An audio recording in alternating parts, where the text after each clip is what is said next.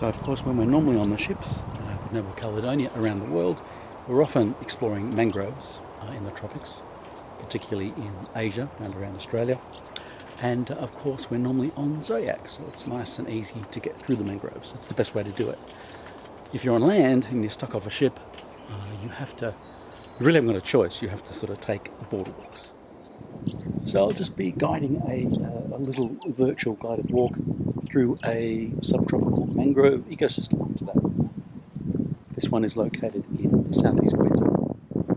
The good thing is a lot of different countries have quite well developed boardwalks that are built and go through mangroves.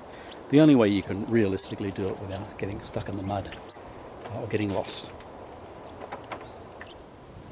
So mangroves can be a little bit tricky to define, but generally, mostly when we talk about mangroves, we talk about species of plants that can grow in or tolerate salt water.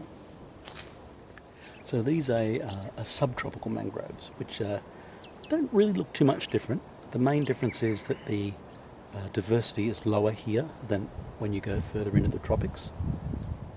One of the main differences between the tropical mangroves and the subtropical mangroves is one that's good for me, and for you folks I guess in some ways. If I fall in, which I am close to doing, I don't have to really worry about crocodiles. So in this subtropical environment, the water's a little bit too cold for Indo-Pacific crocodiles to get down here.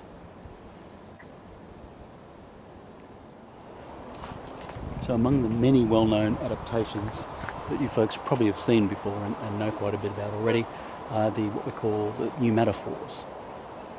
And so these are the roots of the mangroves, and certain species, and only certain species have this, and it's where the mangroves of course are growing in quite salty waterlogged soil, so it's not a very happy habitat for them.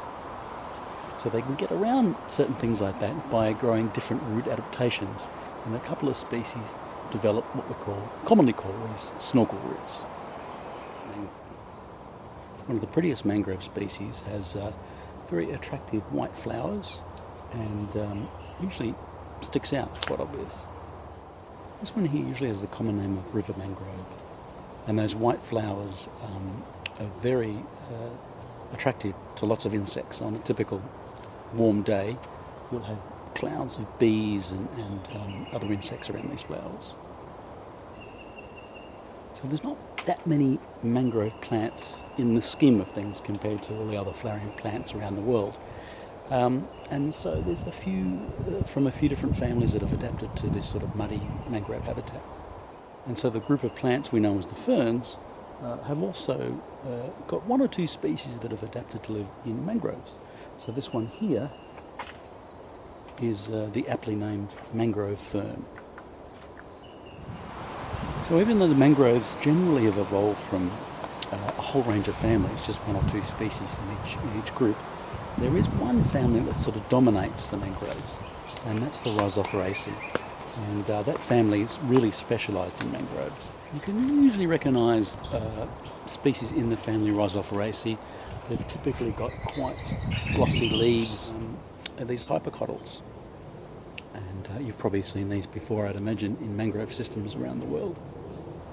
And you know, they have the appearance of little cigars like this, like George Burns has been walking through the mangrove system.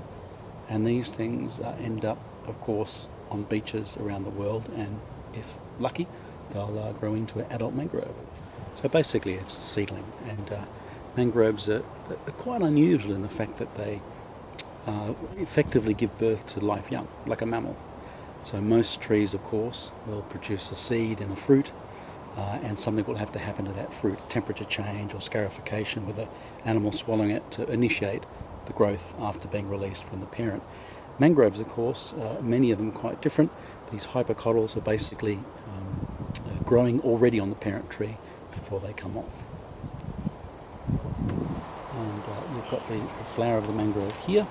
There's quite a few brown honeybees they can hear in the background, so they're probably busy pollinating the trees' flowers a bit further up there. And these are just the leftover calyx, or the base of the flower, if you like. And they're quite distinct. Make nice earrings too. So So the good thing about following a track that it's accessible to the public is some of the wildlife gets used to people. And over here, and hopefully you can see these, are a whole bunch of a wall of fiddler crabs.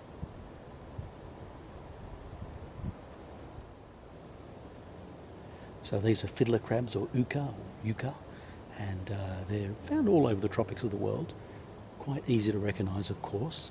Most of you will be familiar with them. And the fact they have one paw, one claw, which is greatly enlarged in the males. And they use that giant claw to use to signal to other males, territorial, and also, of course, to show off to the females. Well, I've run out of time, run out of light really, but I hope you've enjoyed that little guided walk around the subtropical mangroves.